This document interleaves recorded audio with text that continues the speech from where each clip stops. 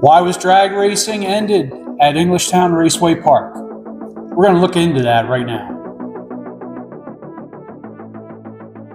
There was a video recently released by Richard Napoliello, whose father and grandfather opened Englishtown Raceway Park. It's been in the family ever since, and his new video he just released shed some light on to what really happened to cause drag racing to cease to happen. Take a minute to watch it. It's about 4 minutes. Pretty short clip, but it's pretty enlightening. I want to share something with you guys about Raceway Park that you probably don't know, and I don't think that my documentary covered. After my father died in 2001, my brothers and my cousins ran Raceway Park for 18 years. But in 2012, things got kind of tough. Industry changed, and it was getting hard to pay the property taxes. The fear of losing the zoning was a big scary thing, because theoretically, if you didn't pay your property taxes, they could take that away, which they eventually did. I'm not going to get into that. Now, the moral of this story is that in 2013, I took everything that I owned, including mortgaging my house, to the fullest extent, and I gave it to Raceway Park to pay property taxes. That'll kind of tell you how much I loved doing what I was doing. So theoretically, it ran for 5 more years after that, until it was obvious that the sport had changed too much, and we were probably going to lose the land. That was not an option.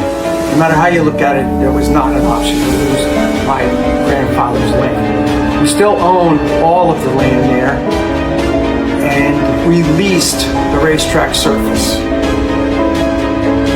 That is a temporary lease. It has many extensions. I probably won't be around to see the end of that. But that leads me to the next thing, is that, let's say you did open it again. Where would you find the things that people love to see? In other words, I watch drag racing and I don't see any burnouts like they used to. I don't see Stuntman available. I don't see Robosaurus available. Wheelie cars, yes, you could get wheelie cars, but you need the whole kit and caboodle in order to put on a show like we did and my father did. And that makes it kind of hard.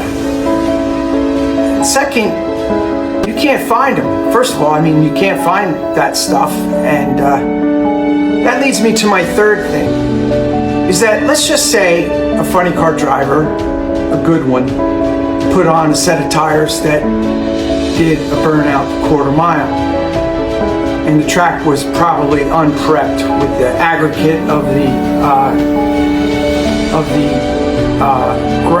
cement really showing. That's the way they really did the burnouts in the late 70s, even the early 70s, I should say.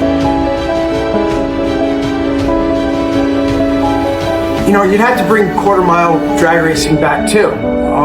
Detune the cars. Don Garlett's mentioned it many times. I've seen on Instagram, what you'd have to do to bring back drag racing the way it was. But back to me lending the money to Raceway Park. I'm sharing this with you because it's something that I want you to all know when you watch my films. And I share all the pictures that I loved what I did.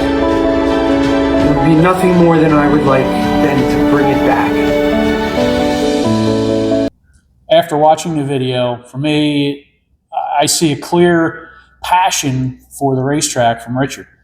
Anyone willing to remortgage their home and to take all their assets and pour it into the track just to pay property taxes shows that he's definitely committed to keeping the track as it was. But unfortunately, it just didn't happen. And he kind of goes into things in the video about how they're trying to go back to the way things were. How can we get back to drag racing when it was great? How can we get all the different shows and attractions like the Night of Thrills and the monster truck that turns into the dinosaur, or the guy getting shot out of a cannon?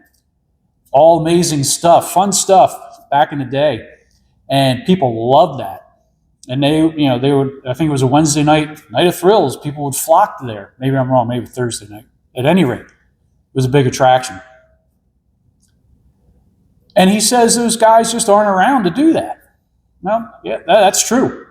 Insurance won't be given out to a place that will have people recklessly endanger their lives in a thrill show. A lot has changed since that time. So I think all that is gone. You're not going to get that back. And maybe that was part of the downfall of everything.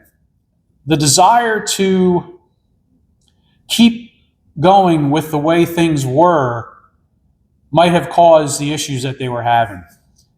Obviously, drag racing wasn't paying for itself, and it was causing a financial burden to the track. That could be from a multitude of different reasons. And he even, I messaged him, he even mentioned that there's more to it than just this video. I totally believe it. The pressures from the local government, the sound of the sound coming from the track, and the encroaching homes coming in from the other side near the airport.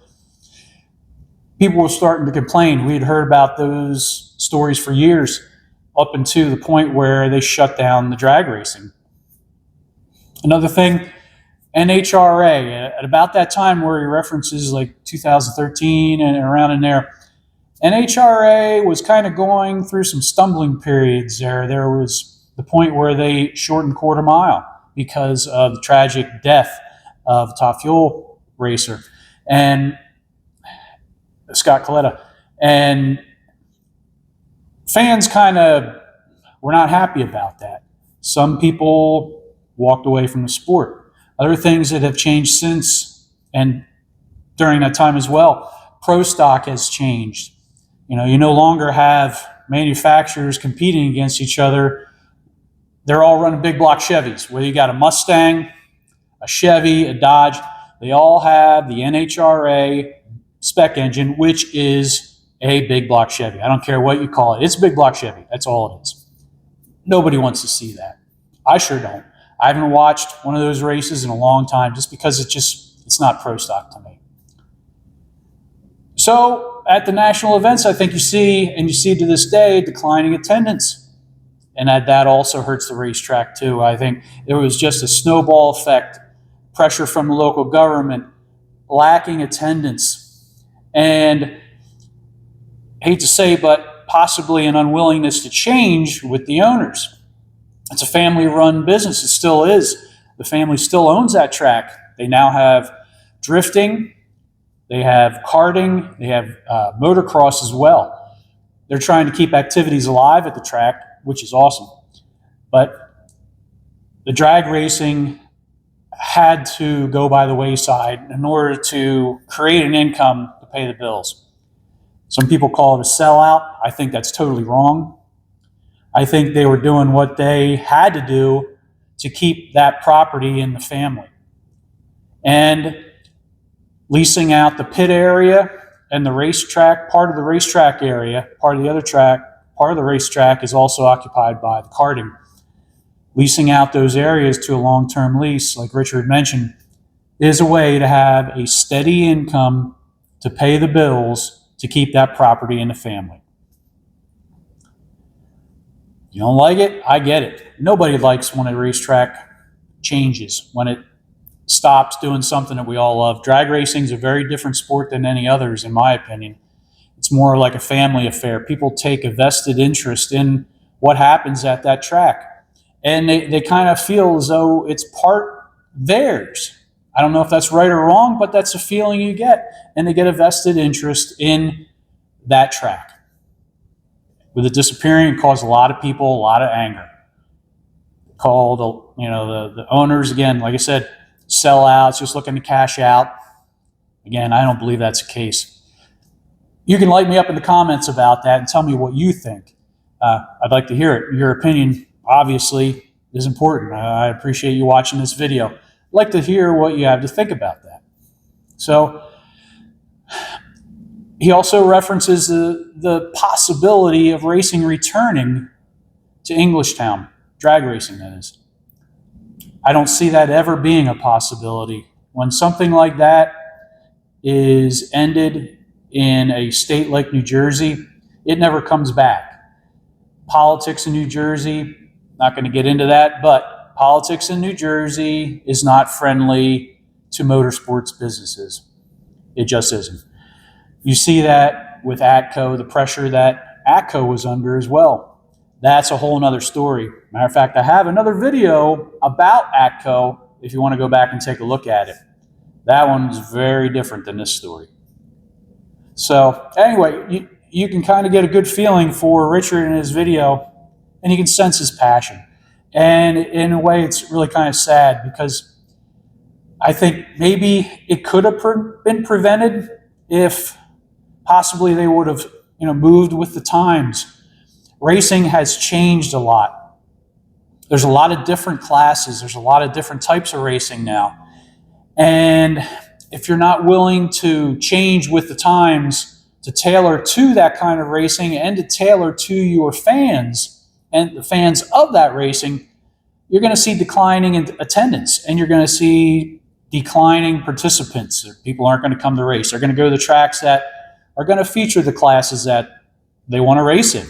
So could be a multitude of other reasons as well. I think that's kind of, those things all kind of coming together basically spelled doom for the drag racing at Englishtown, which, in my opinion, is sad. But let me hear what you think. I'd like to hear your comments. Write them down for me. Put them in the comments section. I always try to read through everything. I read all the comments, so I'd like to hear what you have to say. Once again, as always, thanks for watching. Don't forget to like, comment, and subscribe to the channel.